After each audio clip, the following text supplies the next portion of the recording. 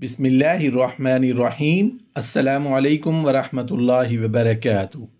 مرنے کے بعد مرنے کا احساس کیسے ہوتا ہے؟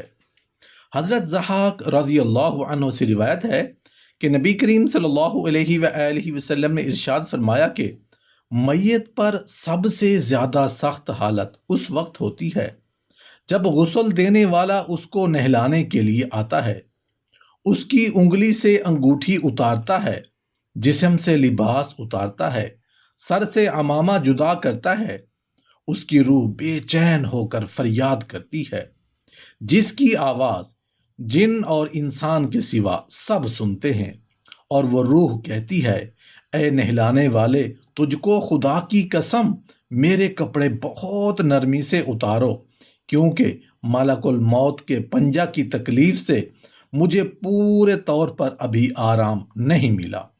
محترم ناظرین، جب بھی کسی انسان کی موت واقع ہوتی ہے تو شروع میں اس مردہ انسان کو یہ احساس نہیں ہوتا کہ وہ مر چکا ہے۔ وہ خود کو موت کا خواب دیکھتا ہوا محسوس کرتا ہے، وہ خود کو روتا، نہاتا اور قبر پر اترتا ہوا دیکھتا ہے۔ وہ ہمیشہ خواب دیکھنے کا تاثر رکھتا ہے۔ جب وہ زمین پر ڈھیر ہو جاتا ہے پھر وہ چیختا ہے، لیکن کوئی اس کی چیخ نہیں سنتا۔ جب ہر کوئی منتشر ہو جاتا ہے اور زمین کے اندر تنہا رہ جاتا ہے، اللہ اس کی روح کو بحال کرتا ہے۔ وہ آنکھیں کھولتا ہے اور اپنے برے خواب سے جاگتا ہے۔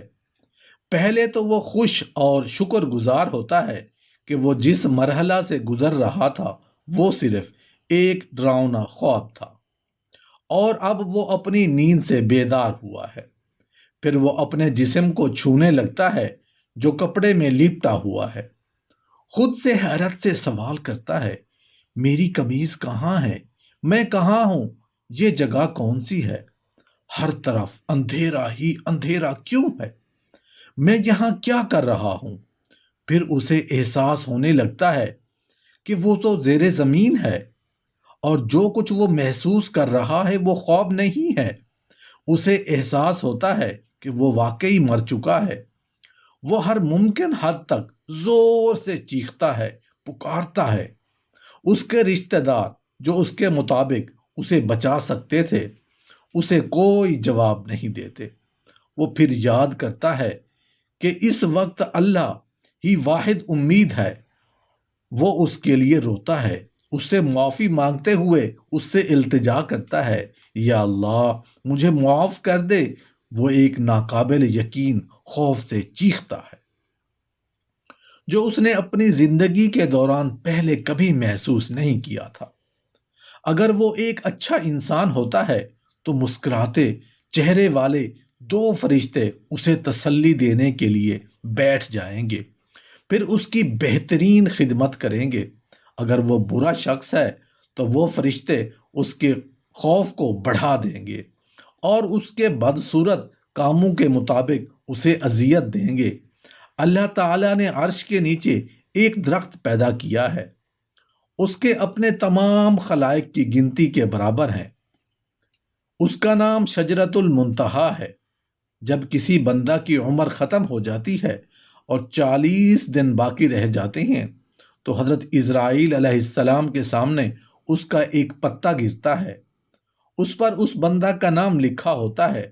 اس وقت سے تمام فرشتے اس کو مردہ کہتے ہیں، اور وہ دنیا میں 40 دن تک زندہ رہتا ہے۔ جب 40 دن پورے ہو جاتے ہیں تو ملک الموت اس کے پاس آتا ہے اور اس کے سامنے بیٹھتا ہے۔ اس وقت مریض اپنی بیماری کی تکلیف میں رہتا ہے۔ جب ملک الموت کو دیکھتا ہے تو گھبرا کر پوچھتا ہے، تم کون شخص ہو اور تمہارا کیا ارادہ ہے؟ وہ کہتا ہے، میں ملک الموت ہوں، تیری روح قبض کرنے کا مجھ کو حکم ہوا ہے۔ یہ سن کر وہ اپنا منہ پھیر لیتا ہے اور آنکھیں پتھرا جاتی ہیں۔ ملک الموت کہتا ہے، تو مجھ کو نہیں پہچانتا؟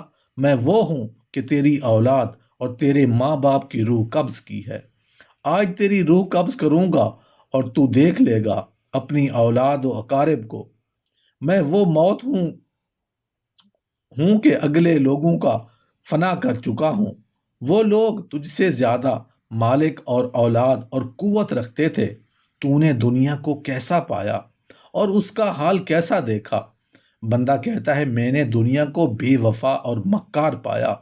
پھر اللہ تعالیٰ کے حکم سے دنیا اس کے پاس آئے گی اور کہے گی اے نافرمان، تو نے اپنے رب کی کس قدر نافرمانی کی اور کس قدر تو نے گناہ کیے۔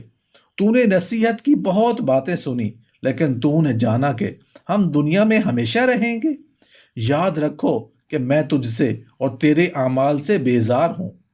پھر اس کا مال اس کے سامنے آئے گا اور کہے گا اے نافرمان، تو نے ناحق طریقہ سے مجھ کو حاصل کیا۔